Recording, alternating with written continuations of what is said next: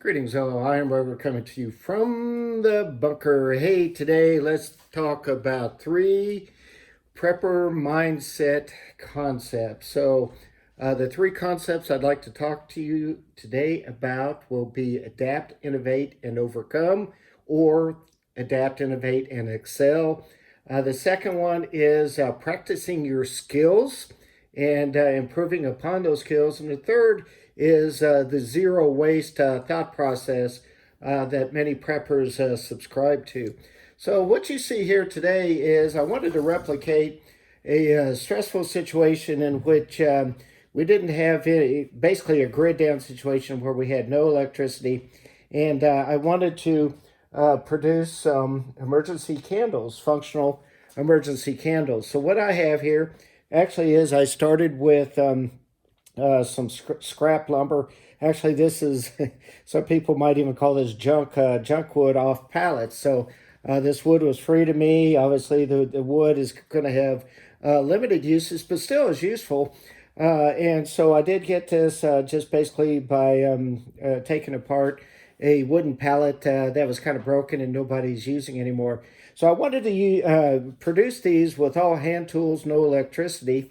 And obviously you can cut the wood pieces up with a miter saw. I have a coping saw. Tried a coping saw, but this wood was hard enough that the miter saw did much better.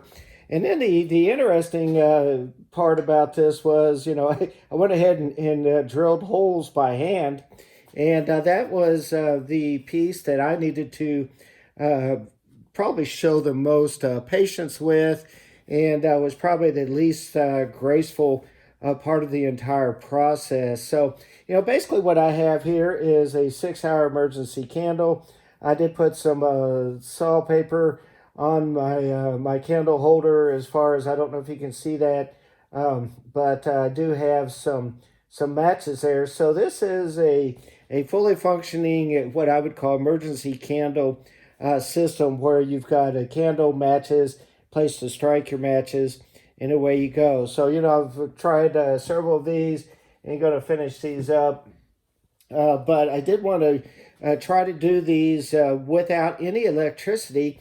And I think my next step is going to be actually trying to do these with limited tools, or doing, some type of design with limited tools. So let's talk about a few things. The first is, practicing your skills kind of before, time, if we do have stressful times.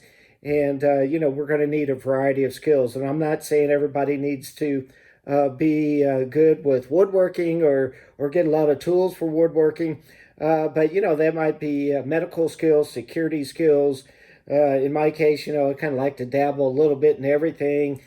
So I'm kind of playing around with, just woodworking without power, and just different scenarios there. The second is the zero waste concept. So, obviously, many people would just throw these old pallets away. I try to look at things and see if I can make something useful about it.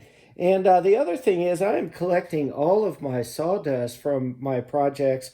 And, when I get enough, I'm going to actually mix that sawdust with wax and make fire starters. So, these types of projects, might even be marketable in normal times. This kind of a rustic looking thing. And it certainly has some function. So if you have a bug out location, these might look pretty cool in a cabin or whatnot, or even up on your mantle, or if you just want to go with a rustic look.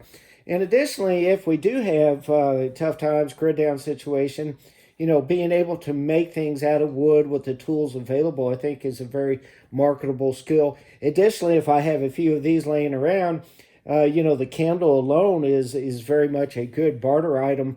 And then if I can add some value with the functionality of, having matches and the sandpaper and whatnot, then I think it's even more valuable in a barter situation.